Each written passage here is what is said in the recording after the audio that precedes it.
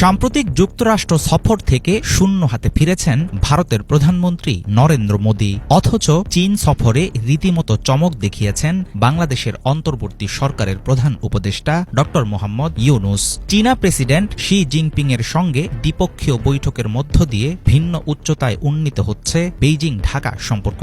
ক্ষমতাচ্যুত শেখ হাসিনা সরকারের অতিরিক্ত ভারত প্রীতির কারণে বহুদিন দিল্লির মুখাপেক্ষী থেকেছে ঢাকার পররাষ্ট্রনীতি। ড ইউনুস দায়িত্ব নেয়ার পর আমূল বদলে গেছে পরিস্থিতি। কূটনৈতিক কৌশলের মধ্য দিয়ে প্রমাণ দিচ্ছেন শুধুমাত্র নোবেলজয়ী অর্থনীতিবিদই নন, তিনি একজন দক্ষ কূটনীতিকও। পররাষ্ট্রনীতিতে অধ্যাপক ইউনুসের কাছে হেরে গেছেন নরেন্দ্র মোদী। মার্কিন প্রেসিডেন্ট ডোনাল্ড ট্রাম্পের সঙ্গে মোদীর বৈঠকে আলোচনা হয় প্রতিরক্ষা, প্রযুক্তি ও অর্থনৈতিক সহযোগিতা বাড়ানোর বিষয়ে। তবে নিজের আমেরিকা সফরে গুরুত্বপূর্ণ কোনো চুক্তি করতে ব্যর্থ হন মোদী। এমনকি ট্রাম্পের কাছ থেকে বাংলাদেশের বিপক্ষে একটি শব্দ আদায় করতে পারেননি ভারতীয় প্রধানমন্ত্রী।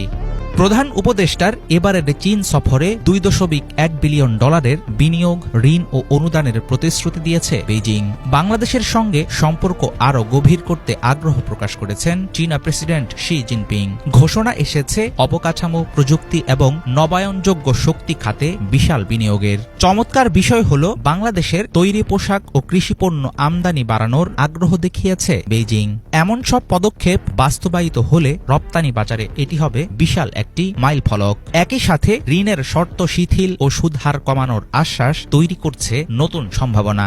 অধ্যাপক ইউনুসের চীন সফর শুধুমাত্র বিনিয়োগ ও বাণিজ্যের মধ্যেই সীমাবদ্ধ ছিল না, বরং এটি আন্তর্জাতিকভাবে আরও শক্তিশালী করেছে অন্তর্বর্তী সরকারের গ্রহণযোগ্যতা। চীনের নীতি নির্ধারক ও ব্যবসায়ী মহলে পড়েছে ব্যাপক ইতিবাচক প্রভাব। অথচ নরেন্দ্র মোদীর যুক্তরাষ্ট্র সফর অনেকাংশেই আটকে ছিল আনুষ্ঠানিক বক্তব্য ও কূটনৈতিক সৌজন্যতার মধ্যে। চীনের সঙ্গে বাংলাদেশের ক্রমবর্ধমান ঘনিষ্ঠতা ও ট্রাম্পের দরবারে ভারতের প্রত্যাশিত সাফল্য না পাওয়ার বিষয়টি ইঙ্গিত দিচ্ছে নিজের কাজে বেশ দক্ষ অন্তর্বর্তী সরকার প্রধান ড মোহাম্মদ ইউনুস।